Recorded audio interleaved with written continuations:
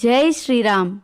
రామాయణంలోని యుద్ధకాండని విన్నా చదివినా ఆ శ్రీరాముని ఆశీస్సులతో మీరు చేపట్టిన ఏ కార్యంలోనైనా జయాన్ని పొందుతారు. శ్రీమద్ రామాయణము యుద్ధకాండ 72వ భాగము. అతికాయుని మరణ వార్త విన్న రావణునికి ఒంట్లో భయం ప్రవేశించింది. మంత్రులను పిలిపించాడు. వారితో ఇలా అన్నాడు: ధూమ్రాక్షుడు, అకంపనుడు, ప్రహస్తుడు, కుంభకర్ణుడు వీరందరూ మహాబలవంతులు.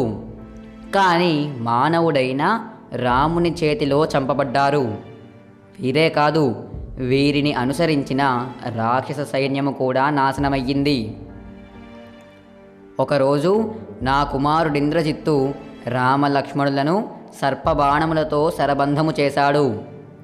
వారిరువురిని మూర్ఛపోయేట్టు చేశాడు. ఇంద్రజిత్తు చేసిన శరబంధము నుండి రామలక్ష్మణులను విడిపించడం దేవదానవ గంధర్వ యక్ష కిన్నెర సాధ్య సిద్ధులకు కూడా సాధ్యము కాదు.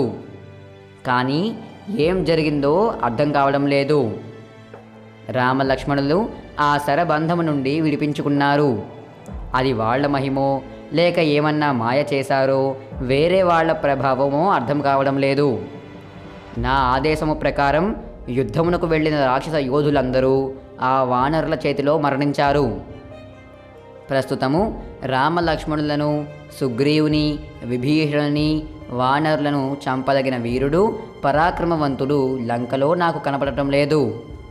కేవలము రాముని పరాక్రమము చేత రాక్షస యోధులందరూ మరణించారు. అట్టి రాముని పరాక్రమము ఎంత గొప్పది! అతని అస్త్రముల శక్తి అమోఘము. కాబట్టి మనము లంకను, లంకలో ఉన్న సీతను, సీత ఉన్న అశోకవనమును అనుక్షణము అప్రమత్తంగా రక్షించుకొనాలి.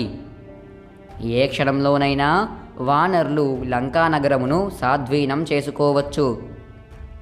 లంకానగరంలో నుండి బయటకు వెళ్ళే వాళ్లను, లోపలకు వచ్చేవాళ్లను నిశితంగా పరిశీలించి మరీ వదలండి.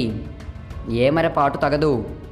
మీరందరూ వానరుల సంచారమును ఒక కంట కనిపెట్టి ఉంచండి. వారి మాయలకు లోబడకండి. పగలు కానీ రాత్రి కానీ అన్ని యామములు అప్రమత్తంగా నుండండి. వానరుడు కనపడితే చంపండి. దయాదాక్షిణ్యము చూపకండి.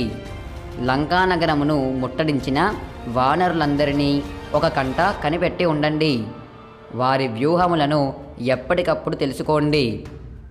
ఎప్పుడు యుద్ధానికి తయారవుతున్నారు, ఏ పక్క నుంచి వస్తున్నారు, ఎవరి నాయకత్వంలో వస్తున్నారు మొదలగు విషయాలను తెలుసుకోండి. జాగ్రత్తగా ఉండండి అని ఆదేశాలిచ్చాడు రావణుడు.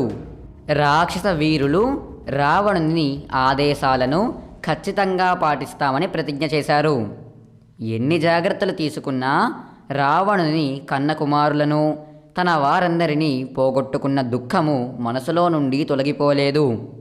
విచారవదనంతో అంతఃపురమునకు వెళ్ళిపోయాడు.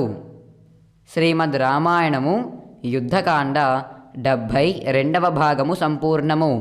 హరి ఓం తత్సత్.